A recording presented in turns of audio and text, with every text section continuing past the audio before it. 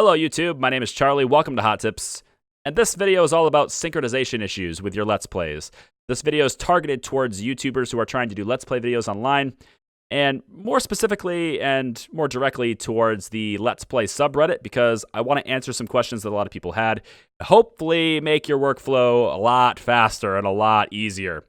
The first video I put out had to do with getting your audio to sound better. A lot of people were saying that their audio sounded like crap, or it was too quiet, or there was a lot of noise, and they wanted to know how to sort of make it sound more professional. Well, hopefully that video helped you. If you haven't seen that, link in the description. Today's video is about synchronization issues. You guys are having problems with your audio being out of sync with your videos, so let me help you with that. There's a couple of things to consider here. The first is you're probably using a different program to record your video and your gameplay audio than you are your voice audio. Quit it. You don't have to do that. If you don't do two different programs to do that, you won't have the synchronization issue already. The second thing, that's a 3. This is a 2. The second thing, did I start with 2? First thing, that was the first thing. This is the second thing. The second thing you're probably doing wrong is recording in a variable frame rate. So quit it. You want a constant frame rate. A lot of people talk about bit rates. That has nothing to do at all with your synchronization issues. That has to do with quality, both as you record and the quality that you get from your upload. We can talk about that in a different video if you want. It's a completely irrelevant topic to this issue. But here's the thing. That variable frame rate issue is the reason why you're probably having synchronization issues and have to put it into Handbrake in the first place. You don't have to do that. Handbrake is taking way too much time out of your life. Don't do that. It's ineffective. It's just stupid. Don't do it. Here's how we do it right. In OBS, we have 3 tracks. This one's kind of hidden because it's irrelevant. We don't need it. But these are the 2 tracks that matter, the desktop audio and the microphone audio. We set these up by going into settings, going into audio, and we set the desktop audio device to be our headphones. We are not using speakers. I hope not.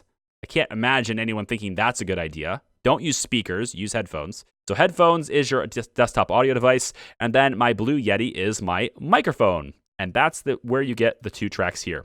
But by default, when you record with OBS, that's going to put both of those levels of sound, both of those tracks of sound are going to be in the same track, right? Both of those channels. So my mic audio and my desktop audio will be merged into the same track, and I won't be able to separate them. And if I change the levels of one, I'm changing the levels to both. That's the default. And that's probably why you started using Audacity in the first place. Let's fix that problem. So the first thing we're going to do, we're going to go into Output. Now, in the Output tab, we're going to go to Advanced. So the Output mode, we're going to go to the Advanced tab, then go to Recording. Now, you can see my settings for recording. This is what I do for a lot of my behind-the-scenes videos. This profile is not my Let's Play profile. It's my behind-the-scenes profile that I use for my patrons. But we have audio track 1 and 2 are both ticked right here. This is going to put 2 tracks of audio on your video. I'm using the NVNC encoder, H.264. You absolutely should be too if you're recording to MP4 format. If you're going to a different format, well, then you probably know why you're doing it, and so you know what you're doing.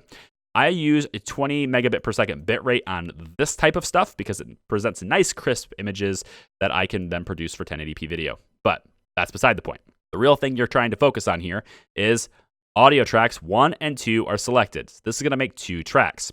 Okay, so now OBS knows that it has 2 different sources of audio it wants to import into the file, and it knows that you want 2 tracks. What OBS doesn't know yet is where to put each source of audio. What goes on what track? That's what you designate in the Edit and Advanced Audio Properties section.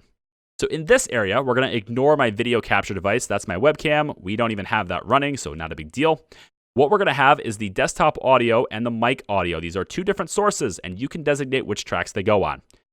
You can do this any way you want. It doesn't matter. I have my desktop audio on track 1. I have my mic audio on track 2. I also have both the desktop and mic audio on track 4. Now, why would I want them on track 4? Again, this is a personal preference. You don't have to do it on track 4. You can do it on track 3. You can do it on 5, 6, whatever. But when you're doing Let's Plays, you get to record to a file that has multiple tracks and then edit it together, hopefully in like Premiere or some legit editor and not Windows Movie Maker. But you get multiple tracks that way. When you do live streaming, which is another thing I do on Twitch, you can't do that. You can only have one source of audio pushing through. Not source, one track of audio is the more proper term. So When I'm streaming, my desktop audio and my mic audio are on the same track being streamed out live. When I'm recording, they're recording to separate tracks, which gives me more flexibility later. Let's take a look at an example of how this works now that we have it set up. As a recap, we have 2 sources of audio coming in. We have 2 tracks. We told OBS we want 2 tracks. Then we told that we wanted track 1 to be desktop audio and track 2 to be the mic. So let's go ahead and see what that looks like by playing something in my browser here in Windows, seeing what happens when we play something. How about we go with, let's look at the last video I made for you guys since I know that's mine. So you're interested in figuring out how to get your microphone to sound better for your Let's Play videos, right? That's why you're here? You want to know how to make it sound better? Well, here's a 3-step process, and I'm going to go through these 3 steps. I'm going to talk over top of myself exactly right here. You guys are already making. The only reason I'm doing that is so that you guys can tell hoping that you fix exactly what's happening behind the scenes. That's the reason I'm talking over myself just now. It's going to be really confusing. You're like, what the hell is happening here? It's chaos. It is chaos. And that's what would normally happen if you had your tracks, if you had both of your sources already going on one track. It would be absolute chaos. You would never be able to separate them. However, because I just talked over myself, we can now use this and put it into Premiere, and I can show you exactly what our setup has just produced. Okay, so I have this clip loaded up into Premiere now. So let's go ahead and see how this sounds. Oh, that's mine. So you're interested in figuring out how to get your microphone to sound better for your Let's Play videos, right? That's why you're here? You want to know how to make it sound better? Well, here's a 3-step process, and I'm going to go through these 3 steps. I'm going to talk over top of myself exactly right here. You guys are already making. The only reason I'm doing that is so that you guys can tell exactly what's happening behind the scenes. So I almost peaked right there, and it's because I was trying to yell over top of myself, right? But this is like a simulation of like loud periods of time. When you're doing a Let's Play and you get loud for some reason, maybe something happens, maybe you die and you're like, oh no, and you're yelling. This is the kind of time where if you had your levels appropriate for recording beforehand, you have room, you have that headroom to not peak. But here's the thing. Because we set this up in OBS in this way, we now have 2 separate tracks, and we can individually control how they sound as well as effects to them and stuff too. So I'm going to click the track, right-click it. I'm going to go to unlink. That will create to where I can actually type these in, or I can actually click these independently. Keep in mind that when you unlink them, now you're susceptible to desyncing, but you don't generally have that problem because if you just line up the ends here, you're probably fine.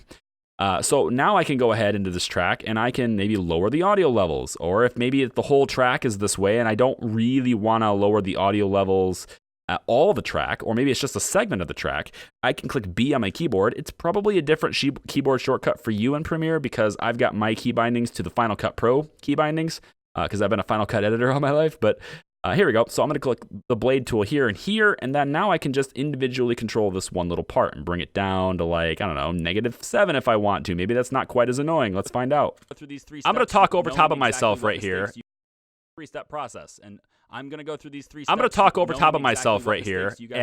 Or maybe we want to do it just on an individual basis, or maybe we don't want the whole thing. You know, maybe it's like dialogue in the game, but you still want yourself to come in. We can zoom right in on this.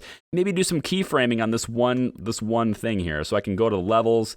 I click a little keyframe here, come over here, maybe click levels again one more time, just kind of drop it down. I'm going to talk, and then I can lower this part, and it kind of will steadily get lower, right? Or steadily go lower right before we start talking, right? So we can maybe jack this part up a little bit just to give you a better example of how that sounds.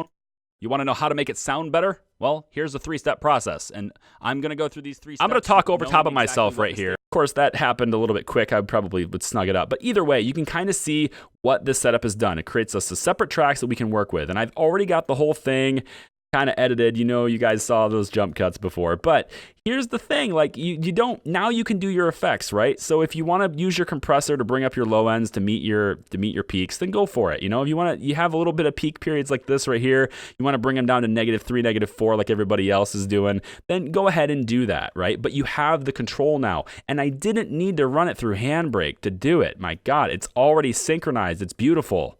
Please stop doing that. Please stop doing that to yourself. If you're going to do it to yourself, I mean, I'm not going to stop you from doing it to yourself. It's just making more work for you, which means it's easier for me to get ahead of you. I mean, if this was a competition, I would be like, yeah, man, go use your handbrake, do your thing, man. But it's not. There's room for all of us here. And I want you to be happier doing what you do, because there's some of you make really great stuff. So if you like this video, give me a thumbs up, let me know. If you think it's going to help somebody, go ahead and share it with a friend if you want to. Other than that, my name's Charlie. Thank you for joining me at Hot Tips, and I'll see you in the next video. Bye.